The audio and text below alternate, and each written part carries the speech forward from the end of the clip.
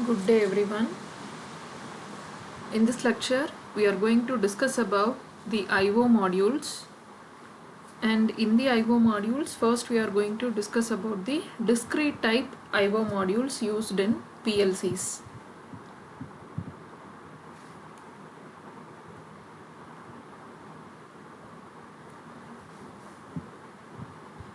So IO modules, we know that it is mainly used to connect the input and output devices, that is field devices, to the processor or CPU in the PLC, right? So this is mainly used to connect the input and output devices to the PLC. So it acts as an interface between the field devices and processor. Okay, so we have already seen two types of PLCs. One is two types of IOs, that is fixed type IO and modular type IO. In case of fixed type IO, we know that the input and output arrangement and processor are all built together as a single module, right? So in case of fixed PLC, input arrangements are built into the processor, whereas in case of modular types, so here we will be having separate modules, like input module will be separate, output module will be separate. All these modules we will be inserting it into a rack, so we will be plugging into the PLC. So that is the basic difference. So the functionality of input interface module, what is the functionality of input interface module? Input interface module, we know that input module or input interface module is used to connect the input devices. What are the input devices? Input devices are nothing but the sensors and transducers, which are the input devices. Okay, so the main functionality of input module is to accept the signals from the process devices and convert the signal into a form that can be understood by the processor. Okay, so it allows status information regarding processes to be communicated to the CPU. So here what they are saying is input interface module will be connecting input devices to that. Okay, that is clear. Now what this input module will do is, I have connected some devices. I want to know whether these devices are on or off. Okay, so if it is on or off, what does it mean? It means the status of that particular devices, right? So that status information will be carried to the CPU using this input module. Okay, similarly output module or output interface module will convert controller signals into external signals used to control the machine or process. So we know the common flow, that is input will be read and the processor will execute some program and it will generate an output.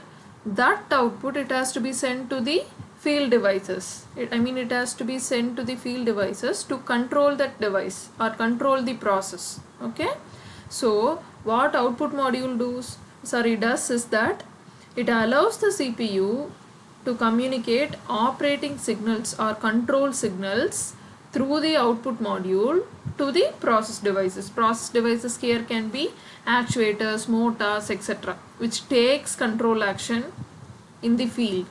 Okay, so that control signal is generated by the CPU. Okay, so one very basic benefit of PLC is, because of this IO modules, this can be placed near the field itself. If you can look at this diagram, you can see that this is where the field devices are, right? Here is a sensor and here is a control provided to this. So the sensor, through the sensor we are taking some input and it is given to the input module, right? And then if you can notice that here there is no processor, right? So processor is in remote location, in the local where the operator is. Only the input and output modules are placed near the field, so that we can easily reduce the wiring, right? So these inputs and outputs has to be connected to the inputs and output modules. There is no need for the processor to be in the field itself. Okay, processor is the costliest equipment in PLC, costliest part of the PLC, right? So here you can see that the sensor is taken as input and there is an output that is given to this device, okay, which is going to give some control signal. Now you can see that there is a communication block. So so this, and here you can see that again here we have processor, input, output, and again communication, okay, and for both these modules we have power. Okay, so now the flow is like this. These are the field devices. So from the sensor field device it is given to this input, then through this communication this input will be taken to the processor where the program will get executed, and again that output will be again given to the output module through this communication. So from the output module it will be given to the field. Okay, so this is one of the benefit of PLC, that is IO modules can be placed near the field devices itself.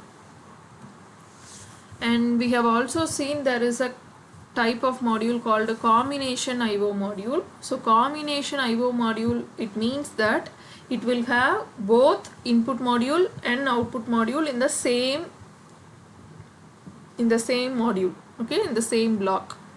So here if you can look at the diagram, you can see that this part is the input module and this part is the output module.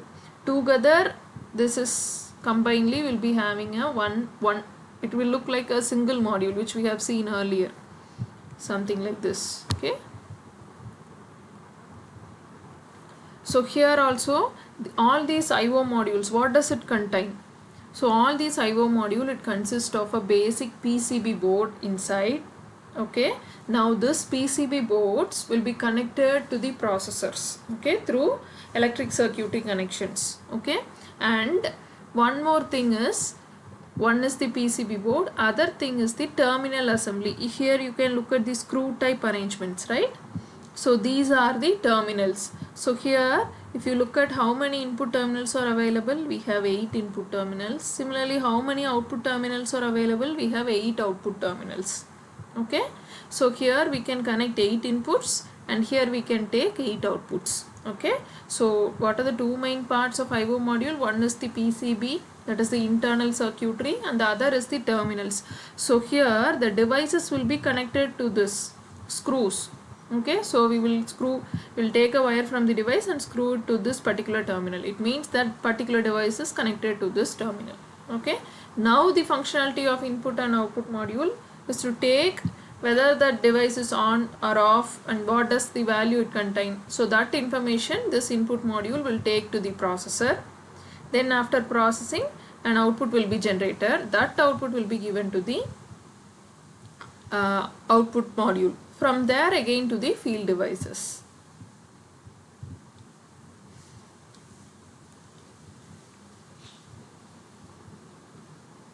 And then so here you can also notice that there is something called status indicators. It is nothing but some LED lights.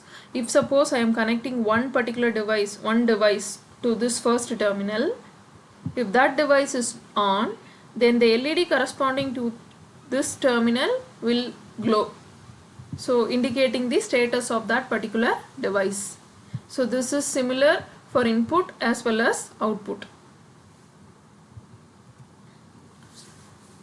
So before moving into discussing the various types of discrete modules, we'll see two simple concepts. One is rack and other is the cables used.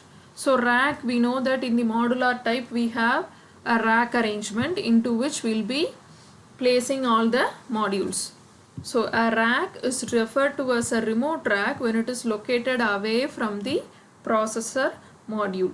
Okay, so to communicate with the processor, the remote rack uses a special communication network. So if you remember this diagram, so this explains that concept, right? So here is a remote rack and processor is separate. So to communicate with this remote rack, we have used special communications. So the remote racks are linked to the local rack using the communication modules. So this is one point. And the next is the cables. cables used for communication. So if you are going for this type of communication, you can see this wiring is different, right? Whereas if you look at these two wirings, it is different. These are electrical wiring, whereas this is also wiring, but this carries data. Okay, so here we'll be using special form of communications. So normally what type of cables will be used is the fiber optic cable is one, or coaxial cable. Okay, so if you are using fiber optic cable, then we can cover a distance of greater than 20 miles without no voltage drop. Okay, so if fiber optic cable is used, a distance of almost more than 20 miles can be covered without any voltage drop. But if we are going for coaxial cable, then the distance is just greater than 2 miles. Okay, and another advantage of fiber optic cable is it will not be affected by the noise in the surrounding environment. Okay, so that is in the industrial environment, we know that it is very rugged, it is prone to electrical noise, different vibrations, pressure, etc. Okay, so these noises, if we are using a fiber optic cable, it will not be affected from these noises, whereas if we use coaxial cable, it is susceptible to these types of noises. So next we will move into the important topics which we are going to cover in this video. So we know that the functionality of input module and output module, right? So this input module and output module is basically classified into discrete type and analog type.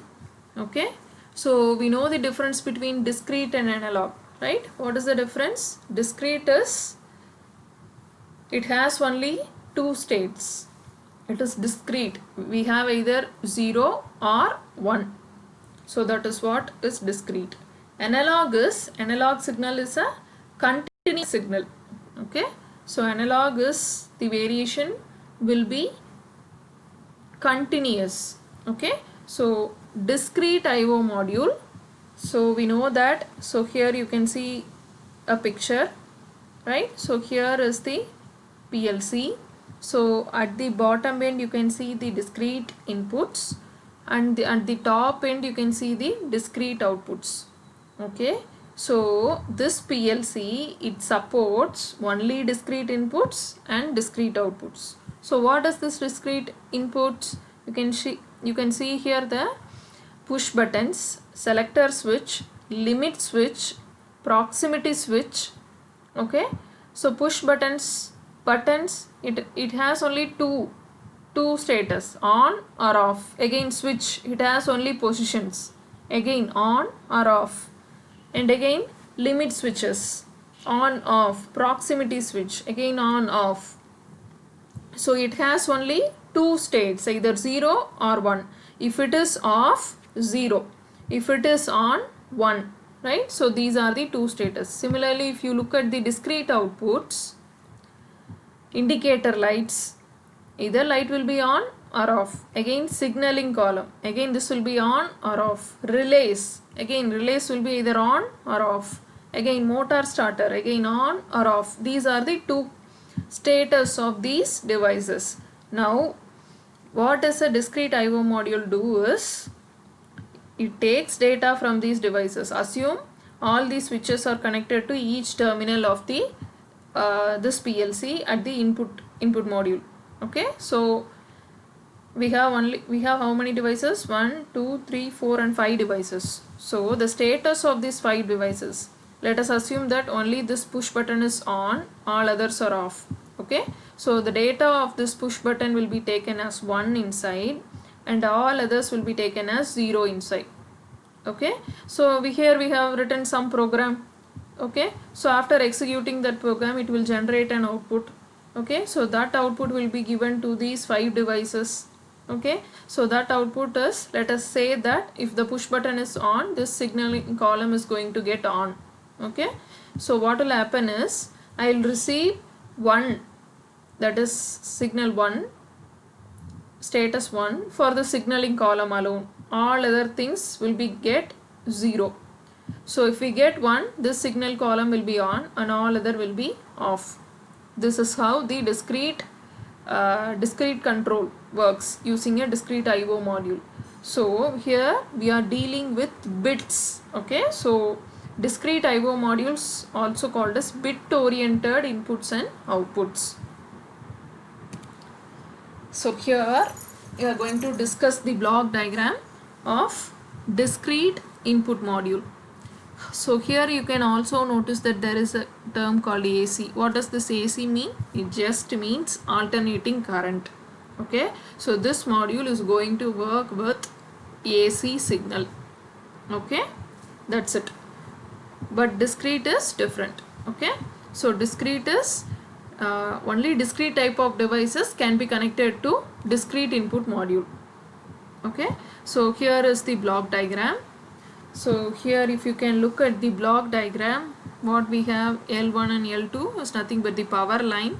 So here we have a push button, then we have a bridge rectifier, Zener diode level detection, then we have an optoelectrical isolation, then we have logic circuits, then the signal to the processor. So here we have a status indicator light. So if you look at this block diagram, it is clearly seen that it is divided into two sections. One section is the power section and the other section is the logic section. So two basic sections, power and logic. So power, in what happens in the power section? So before moving into this, we know that the processor CPU, it works only on DC, right? So here if you look at here we have an AC signal, AC power. So what we have to do? Obviously we have to convert this AC into DC, right? So that is what is happening in this power section. Okay, so here is the input signal.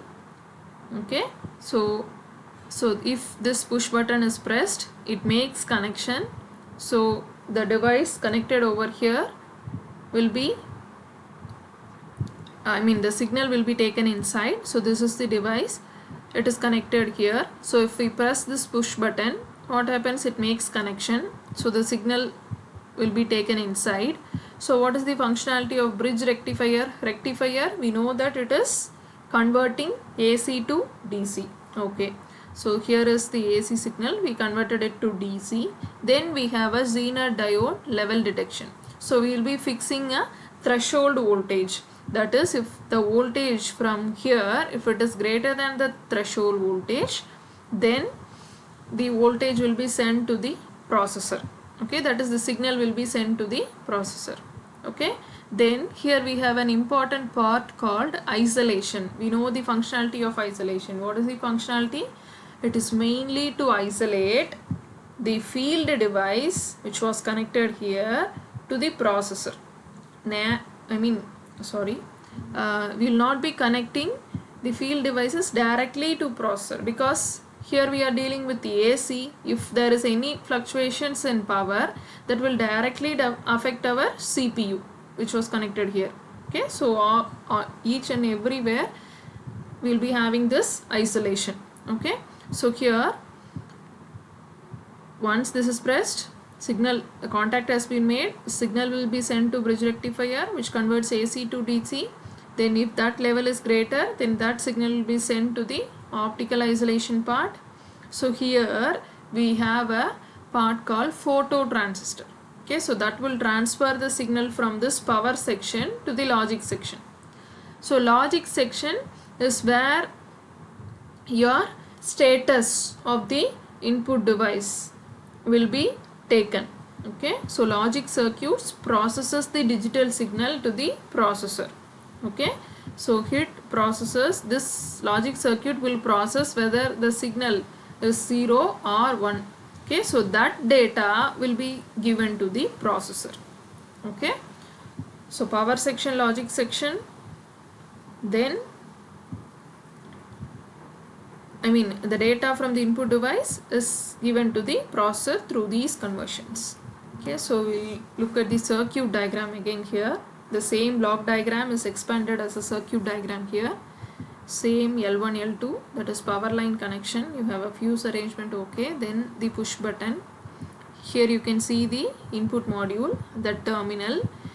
To this screw it is connected, so it is connected to 0, 1, 2, 3, that is fourth terminal of the input module, okay.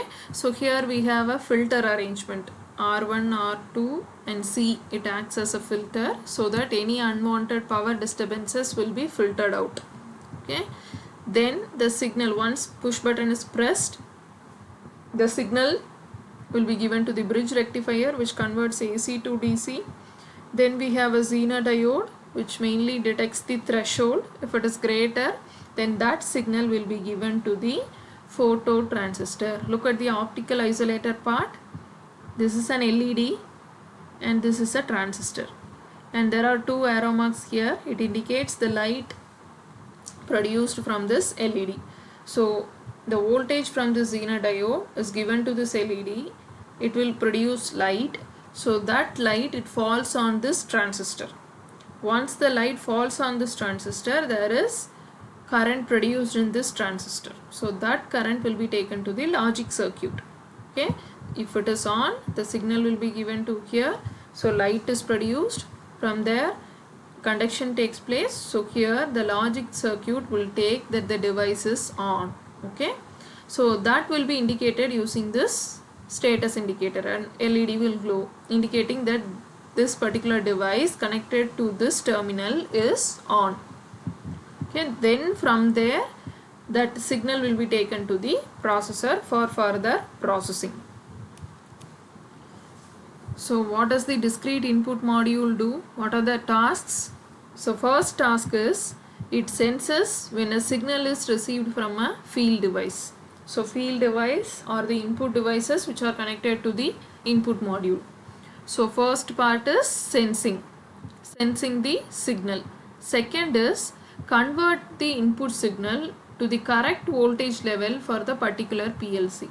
So we have already seen that PLC, it operates only on DC. It can be either 5 volt DC or 12 volt DC or 24 volt DC, etc. Okay. So the signal received, okay, it senses a signal, so that signal has to be converted into a correct voltage level. If PLC understands, let's say it understands 5 volts, so it has to be converted into plus 5 volts. Then this is the second part. First is sensing, second is conversion, third is isolation. It provides isolation between the field devices and processor, okay. And fourth point is sends a signal to the processor indicating which sensor originated the signal. Now it also sends which sensor has given this particular 5 volt signal, okay. Sensor connected to which terminal of input module. So these are the four main tasks which is performed by the discrete input module: sensing, conversion, isolation, and identifying the origination of signal.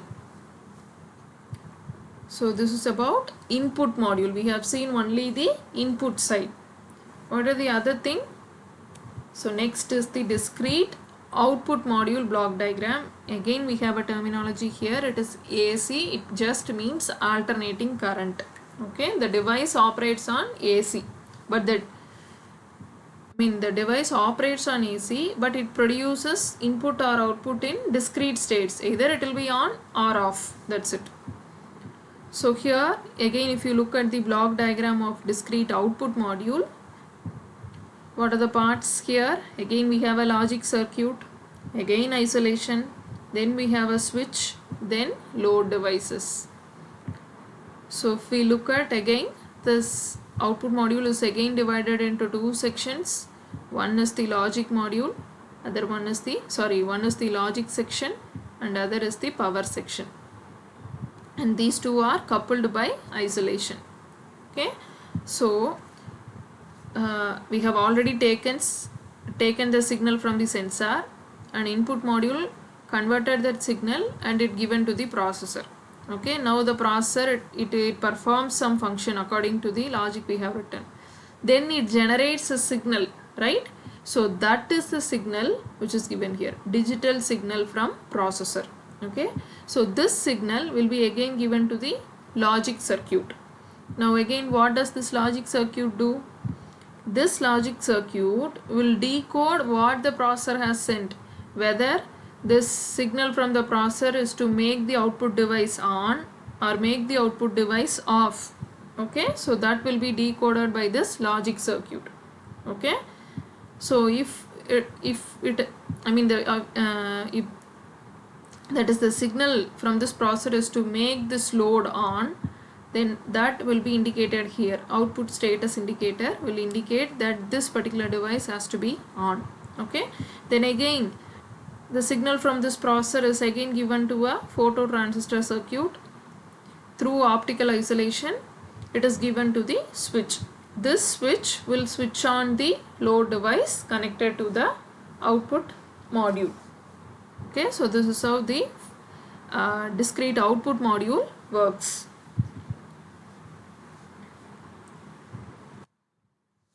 So this is the circuit diagram.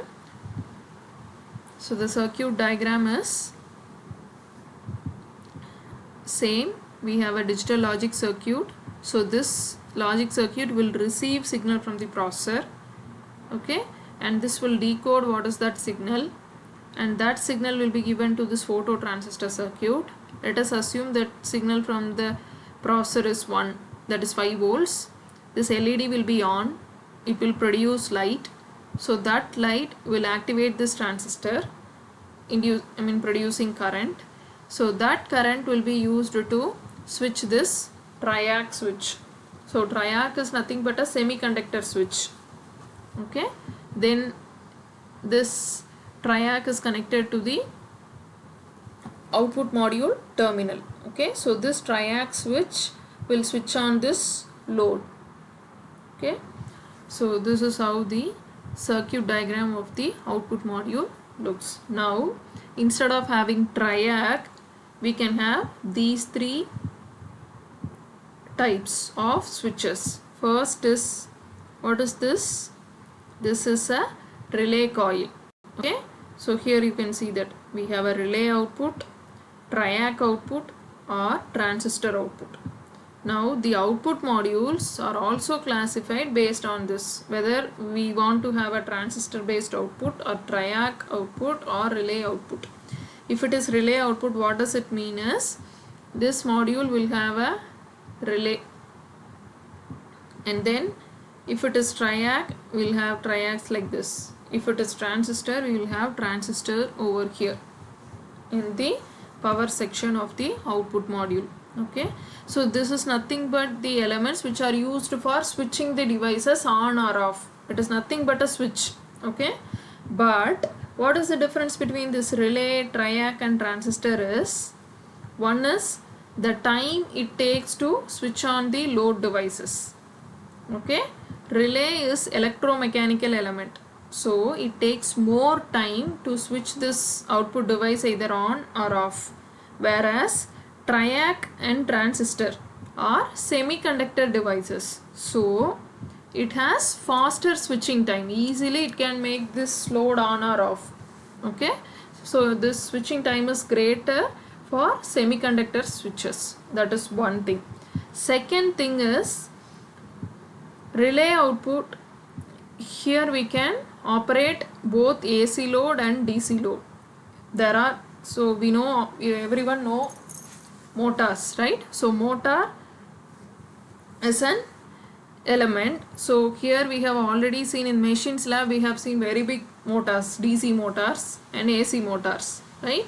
So that operates on AC voltage, whereas if you take a small DC motor, okay, which runs on just 12 volt DC motor, so that is a DC device, another one is an AC device, right? So if we use relay, we can connect both the type of motors as load. So that relay can be used to switch either a AC motor. Even if you connect AC motor, it will make it switch on. Even if you connect DC motor, it will make it switch on. Okay, but if you use triac, you can have only AC load devices. That is, devices connected to this terminal, it has to be AC. Only then this triac switch will make it on. If we go for transistor, then we can use only DC devices which operates on DC voltages. So that is the advantage and disadvantage of these three different outputs. So overall, what are the tasks performed by output module? So what does output module do? It sets the output status according to the program. So once the program is executed by the processor, you will generate an output. So that status is set using this output module. And again, second point, it converts the output module to the correct voltage level for the load devices. Okay. Third point is, again it provides isolation from processor and output field devices. And fourth point is, again it will find out which load device has to be switched on or off. These are the four main tasks. So in this video we have seen the brief discussion about the input-output module. What is the functionality of input-output module? Then a combination type IO module we have discussed. Then in detail we have discussed one type of module, which is discrete input module and output module. So discrete is either on or off. Okay, it has only two status. So that status, thus that type of devices will be connected to these input and output modules, and we have seen what is the working of this input and output modules. Thank you.